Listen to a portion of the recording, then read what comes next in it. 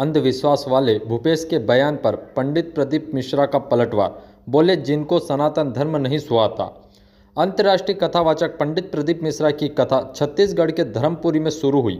कुकरेल में आयोजित शिव महापुराण कथा में काफ़ी संख्या में लोग उन्हें सुनने के लिए पहुंचे रहे। आपको बता दें कि पूर्व मुख्यमंत्री भूपेश बघेल ने मंगलवार को सनातन धर्म को लेकर एक ऐसा बयान दिया था जिस पर बीजेपी हमलावर हुई। कांग्रेस नेता ने सनातन धर्म को लेकर कहा कि एक लोटा जल चढ़ा दो और जीवन में कुछ काम मत करो, बच्चों को मत पढ़ाओ, खेत में काम मत करो, बस एक लोटा जल चढ़ा दो तो यह सब कुछ ठीक हो जाएगा।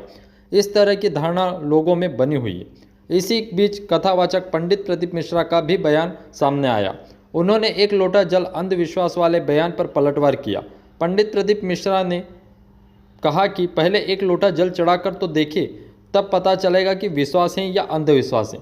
जिसको सनातन धर्म नहीं सुहाता वो अलग विषय है। सनातन धर्म के अंदर शिव पूजा, शिव आराधना होता है। किसान का विरोध नहीं करता। ये सनातन धर्म की जागरूकता है।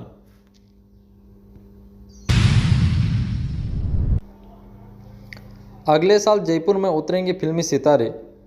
International Indian film academy award show का होगा आयोजन। इंटरनेशनल इंडियन फिल्म एकेडमी पुरस्कार का अगला संस्करण जयपुर में होगा। उप मुख्यमंत्री दिया कुमारी की मौजूदगी में राजस्थान पर्यटन विभाग और आईफा के बीच समझौता ज्ञापन पर हस्ताक्षर किए गए। अगले साल आईफा अवार्ड को 25 वर्ष पूरे हो रहे हैं।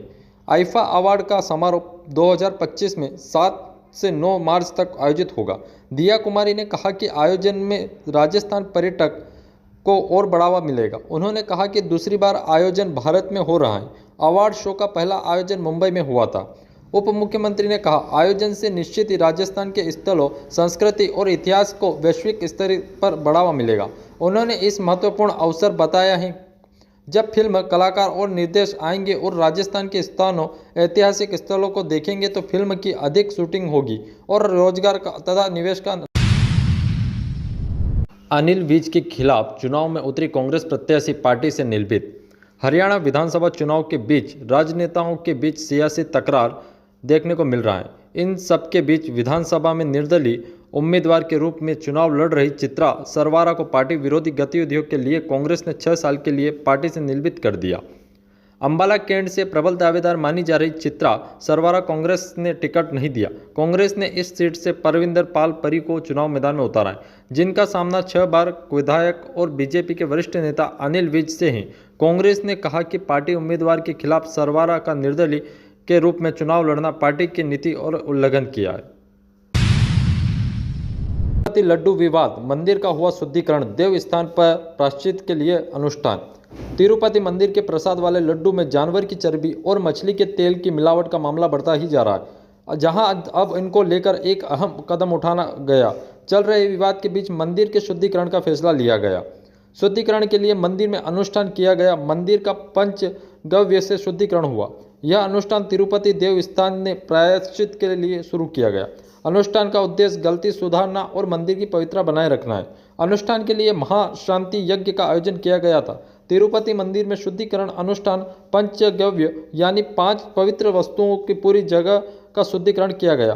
पंचगव्य के गाय का दूध, दही, घी, मूत्र, गोबर शामिल है। इसके बाद लड्डू पोर्टू यानी लड्डू बनाने वाली रसोई और अन्न प्रसाद पोंटू यानी प्रसाद बनाने वाली रसोई को शुद्धिकरण किया गया।